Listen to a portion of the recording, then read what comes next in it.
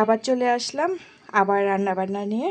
তো আজকে হচ্ছে রান্না করব, এখানে শাকটা ডিপ হয়ে গেছে, ডিপ ফ্রিজ দিয়ে বের করেছি, লাল শাক করব, সাথে হচ্ছে ডিম ভুনা করব, ডিম সিদ্ধ করে নিয়েছি, আর পেঁয়াজ কাঁচামরিচ আর রসুন কেটে নিয়েছি। আর বেগুন ভাজা কিন্তু এখন অনেক ভালো লাগে, আমি বেগুন ভাজাটা প্রচুর পরিমাণ খাওয়া দাওয়া করি, ভাতের সাথে বেগুন ভাজাটা এত ভালো লাগে।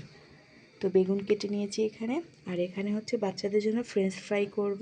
আলু কেটে নিয়েছি লম্বা লম্বা করে, একটা ঝুড়িতে একটু পানিটা ঝরান দিয়ে নিচ্ছি, তাহলে কিন্তু পানিটা থাকবে না, পানি থাকলে কিন্তু ফ্রেঞ্চ ফ্রাইটা করা যায় না, একবারই নরম নরম হয়ে যায়, তাই ভাবলাম একটু ঝরান দিয়ে নেই।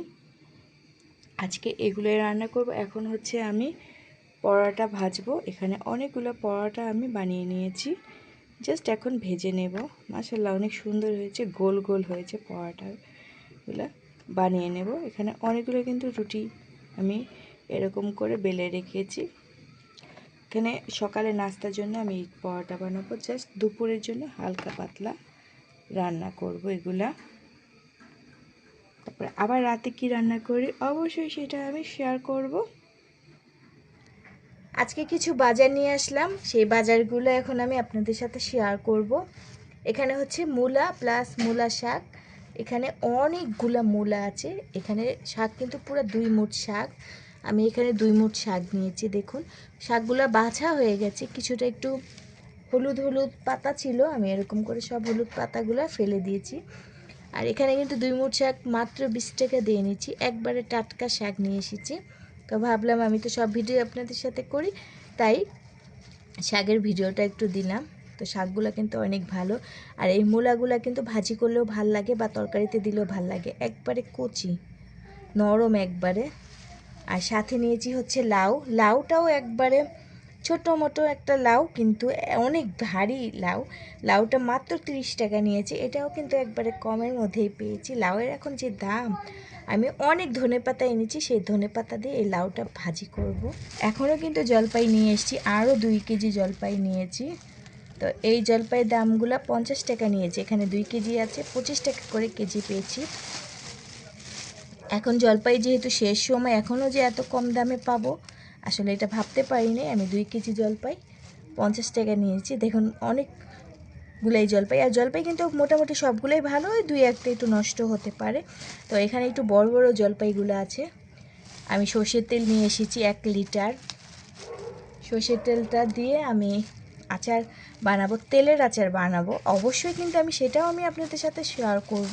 দেখুন এখানে অনেক বড় বড় ভিতরে চলে গেছে, তো আমি কিছুটা একটু হাত দিয়ে বেছে বেছে নিয়েছিলাম, বাছতে দেয় না তারপরও বেছে নিয়েছিলাম। আমি এটা একবারে আমি রোদে শুকানো ছাড়াই আমি তেলের আচারটা দেব, আচারের ভিডিওটা আমি অবশ্যই আপনাদের সাথে শেয়ার করব।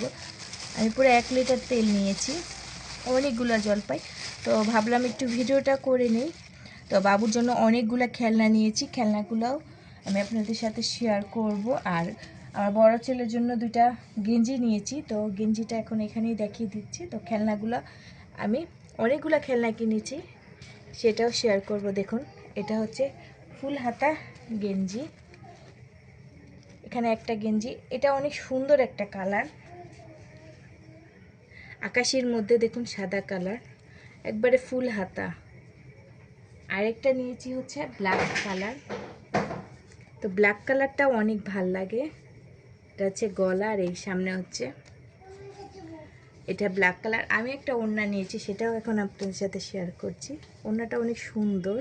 তো বাবুর জন্য অনেকগুলো খেলনা কিনেছি, সেটা শেয়ার করব আমি আপনাদের সাথে।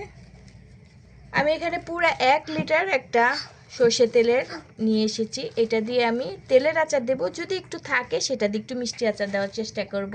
তো 1 লিটার কিন্তু পুরাটা তেলে লাগবে না, পুরো 1 লিটার তেল নিয়েছি, তেলটা ভালো, আমরা এখান থেকে সবসময় তেল নেই। তো আচারটাও কিন্তু অবশ্যই শেয়ার করব সব কিছু, তো যখন যে বাজার আনি সেটাই কিন্তু আমি আপনাদের সাথে শেয়ার করি। শীতকালে কিন্তু এই বটবটিটা অনেক ভালো লাগে, আমি এখানে 1 কেজি বটবটি নিয়েছি, আর বটবটিটা অনেক মোটা, অনেক বড়ই, জানি না খেতে কেমন লাগবে, বাট নিয়ে এসেছি, তারপরে রান্না যখন করব তখন অবশ্যই বলবো যে কেমন হয়েছে। এখানে আমি 1 কেজি পুরো 1 কেজি বটবটি 40 টাকা দিয়ে নিয়েছি। সাথে এই যে মিষ্টি কুমড়াটা এনেছি, মিষ্টি কুমড়া 20 টাকা করেই আমি সবসময় আনি, আর অনেক বড় অনেক ভারী আছে। আর এখানে 1 কেজি 200 গ্রাম শালগম আছে, তো শালগম অনেক কমই পেয়েছি 30 টাকার এখানে। এখন এভাবে রেখে দেবো, এতে করে কিন্তু পানিটাও ঝরে যাবে আর পুরাটা একবারে শুকিয়ে যাবে। ফ্যানের বাতাসে এখন রেখে দেবো অনেকক্ষণ। আর এখন রান্না করব হচ্ছে, আমি মাছ ভিজিয়ে গেছিলাম বাজারে যাওয়ার আগে, মাছের পেটিগুলা সবগুলা। এটা হচ্ছে আমি পেঁয়াজ পাতা দিয়ে, তারপরে হচ্ছে ধনেপাতা কাঁচামরিচ দিয়ে এটা আমি ভুনা করব। শীতকালে কিন্তু পেঁয়াজ পাতা ধনেপাতা এগুলো অনেক ভালো লাগে, আমি এগুলা দিয়ে আমি এটা ভুনা করব। তো সবজিগুলো কেমন লাগে অবশ্যই কিন্তু জানাবেন। একবারে টাটকা সবজি অনেক ভালো লাগে টাটকা। আর এখানে আমি মুসুরির ডাল নিয়ে এসেছি 1 কেজি, 110 টাকা দিয়ে এনেছি মোটা ডালটা, এটা খিচুড়ির সাথে কিন্তু অনেক ভালো লাগে। আর এখন আমি মিষ্টি কুমড়া ভাজি করব, মাছ ভুনা করব।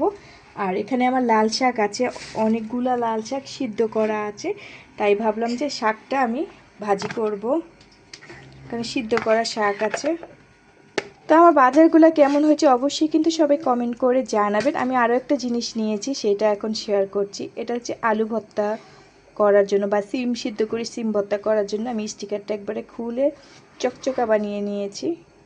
এখানে হচ্ছে ভর্তা করার জন্য আমি এটা নিয়েছি। তো দেখতে থাকুন, পুরো ভিডিওর সাথেই থাকবেন আপনারা।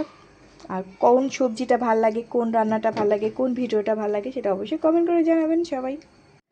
এই তো করলা দেখুন, অনেকগুলোই করলা আছে এখানে, ছোট ছোট ছোট ছোট ভরা করলা।